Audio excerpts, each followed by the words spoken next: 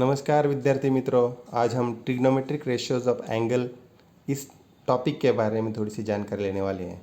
Trigonometric ratios of angle का जो chart आपके NCERT के जो किताब है उसमें जो हम देखते हैं उसको देखकर हमें बाय हार्ट करना पड़ता है, लेकिन हम जब भी उसकी वैल्यूज़ हम सोचते हैं तो कोई ना कोई भूल जाते हैं। उस वजह से हमें प्रॉब्लम करने में कुछ ना कुछ दिक्कत आती है। तो आज हम ऐसा देखेंगे कि आपकी ये जो वैल्यू है आप कभी भी नहीं भूलेंगे, और ये चार्ट भी पूरा हम करने वाले हैं। इसके लिए जो ट्रिक है वो देखिए। सबसे पहले मैंने यहाँ पे लिखा है trigonometric ratios of angle 0 degree, 30 degree, 45 degree, 60 degree और 90 डिग्री। इसके लिए क्या करना है कि आपका जो लेफ्ट हैंड है उसको इसका उपयोग करना है। तो लेफ्ट हैंड यहाँ पे मैंने फिगर निकाली है। देखिए मेरा जो हैंड है उसमें जो एंगल्स हैं वो सभी अपनी उंगलियों का हम एंगल दे देंगे। तो सबसे पहले जो हमारा थंब होता है उसको हम 0 डिग्री दे देंगे। उसके बाद फर्स्ट फिंगर जो है उस फर्स्ट फिंगर को 30 डिग्री, मिडल फिंगर को 45 डिग्री, रिंग फिंगर को 60 डिग्री, और लास्ट का जो बचा हुआ जो छोटी उंगली होती है उसको हम 90 डिग्री दे देंगे। तो यहाँ पर ये मान लेना है, और उसके बाद जो मैंने यहाँ पे एक फार्मूला लिखा है इसको आपको याद रखना है। Sine theta is equal to under root figures below यानी नीचे की जो फिंगर्स है बाय 2। मैं आप फिर से ये फार्मूला दोहराता हूँ। Sine theta is equal to under root fingers below by 2। तो देखिए साइन थीटा की वैल्यूज़ हम साइन 0 जो एंगल हमारा फैला होता है उसकी वैल्यू हम निकालने वाले हैं। तो क्या करना है, मैंने आपको जो ये फार्मूला बताया है उसमें ये हमारी वैल्यूज़ रखनी है। देखिए sine zero is equal to क्या करना है, अंडर रूट में यहाँ जो मेरी जो लेफ्ट हैंड है, ये जो पहला फिंगर है थंब, उसके नीचे कितनी फिंगर्स है, तो कोई भी नहीं है का मतलब क्या होता है 0 बाय 2। देखिए इसकी वैल्यू जब भी कोई 0 न्यूमिनेटर में आ जाएगा तो उसकी वैल्यू होती है 0। यहाँ पे साइन थीटा का जो पहला हमारा स्टैंडर्ड एंगल है 0, उसकी वैल्यू आ जाएगी 0। उसके बाद दूसरा हम निकालने वाले हैं साइन 30 की वैल्यू हम कैसे निकालेंगे देखो। फिर से मैं अपने लेफ्ट हैंड की तरफ जाऊंगा।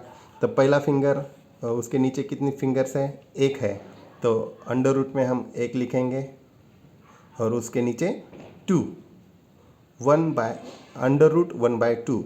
तो इसकी वैल्यू 1 का स्क्वायर कितना होता है, तो 1 ही होता है, इसलिए उसको निकालेंगे और ये क्या हो जाएगा 1/2। तो यहाँ पे साइन 30 की वैल्यू आ जाएगी 1/2। देखिए उसके बाद नंबर 3 साइन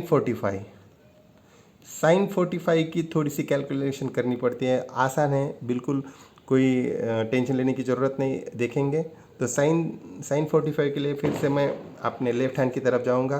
तो लेफ्ट हैंड में कितनी है साइन 45, यहाँ पे हमारा जो मिडल फिंगर है, मिडल फिंगर के नीचे कितनी फिंगर्स आती है 1 2।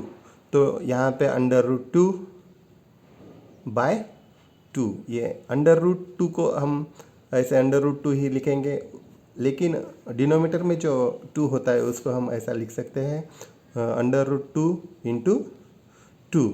देखिए ये √2 और ये √2 कट हो जाएगा, यहाँ पर बचेगा 1, न्यूमिनेटर में 1, 1/√2। तो इसकी वैल्यू आ जाएगी 1/√2। देखिए जो साइन 60 की वैल्यू हम निकालने वाले हैं नंबर 4 में। साइन 60 इज इक्वल टू, देखिए साइन 60 में फिर से मैं लेफ्ट हैंड की तरफ जाऊंगा। तो यहाँ पे हमने साइन 60 को कहाँ किसे दे दिया है, रिंग फिंगर को। तो रिंग फिंगर के नीचे कितनी उंगलियाँ आती है, 1 2 और 3। कितनी, 3 उंगलियाँ यानी 3। अंडर रूट में हम 3 लिखेंगे और नीचे 2। तो इसकी वैल्यू को कोई कैलकुलेशन करने की ज़रूरत नहीं है, √3/2। आखिरी का जो साइन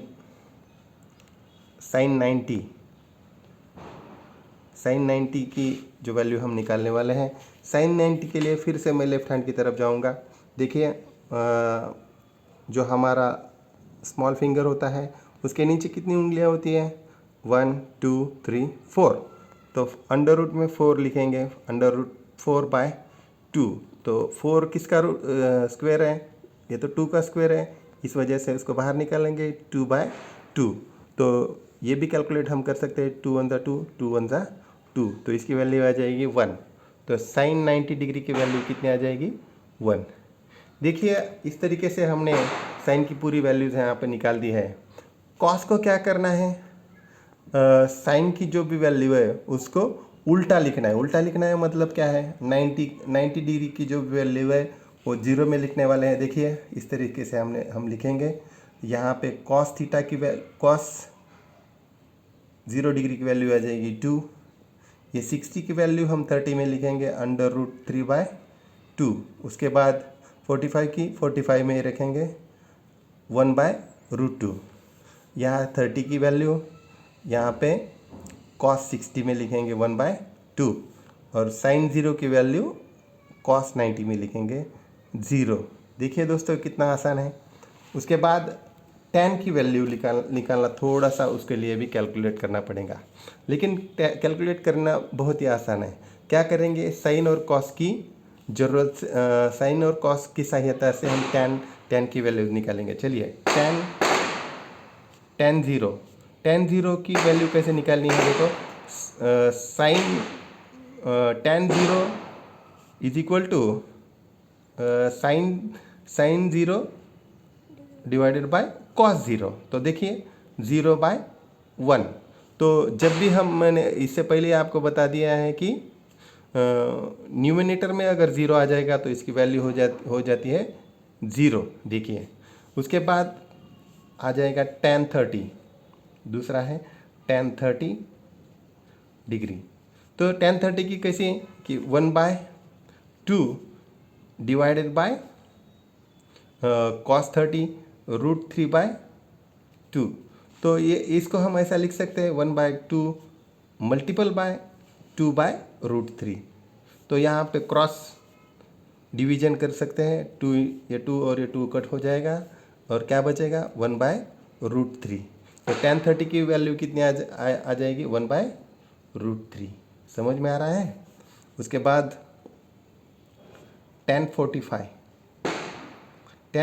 की वैल्यू कैसे निकालनी है, जिस तरीके से हमने tan 30 की निकाल दी उस तरीके से tan 45 की भी निकालने वाले। 1/√2 डिवाइडेड बाय 1/√2। देखिए यहाँ पे हम 1/√2 को मल्टीप्लिकेशन में लिखेंगे तो डिनोमिनेटर का न्यूमिनेटर में आ जाएगा और न्यूमिनेटर का डिनोमिनेटर में जाएगा। तो यहाँ पे √2 ऊपर आ जाएगा और नीचे 1। तो इसको हम क्रॉस डिवीजन करेंगे, ये अंडर रूट 2 और अंडर रूट 2 कट हो जाएगा तो कितना बचेगा 1। तो tan 45 की वैल्यू आ जाएगी 1। उसके बाद tan 60 की वैल्यू भी इस तरीके से हमने निकालनी है। देखिए साइन 30 की वैल्यू है √3/2 डिवाइडेड बाय 1/2। तो इसको हम कैसे लिखेंगे, √3/2 मल्टीपल बाय 2/1। तो ये 2 और ये 2 कट हो जाएगा, नीचे क्या बचेगा √3। कितना बचेगा √3, और नीचे का 1 लिखने की ज़रूरत नहीं, यहाँ पे √3 आ जाएगा। आखिरी का बचा हुआ tan 90 को क्या करना है उस तरीके से, जिस तरीके से मैंने cos sine divided by sine की वैल्यू, साइन 90 की वैल्यू है 1 और कॉस 90 की वैल्यू है 0। तो इसको हम जब भी डिनोमिनेटर में 0 आ जाएगा तो इसकी वैल्यू हो जाती है नॉट डिफाइंड, ND यानी नॉट डिफाइंड। देखिए इस तरीके से हमने क्या कर दिया, इस चार्ट में साइन कॉस और tan की वैल्यूज़ यहाँ पे लिख दी है, और कोसेक सेक और कॉट की भी हम लिखने वाले हैं। तो कैसे लिखना है कि कोसेक क्या होता है, साइन का उल्टा हो जाता है। देखो तो 0 कैसे, तो 0/1 होता है ना, तो उसको क्या करेंगे 1/0 का, और जब भी डिनोमिनेटर में 0 आ जाएगा तो इसका वैल्यू कितना हो जाएगा नॉट डिफाइन। कितना, नॉट डिफाइन। इसका 2/1 ये 2 हो जाएगा, √2, 2/√3 और 1। इसका उल्टा करना है। जिस तरीके से कोसेक कोसेक को उल्टा कर दिया साइन का, तो सेक को भी ऐसा ही करना है, उसके लिए उल्टा करना है कॉस का।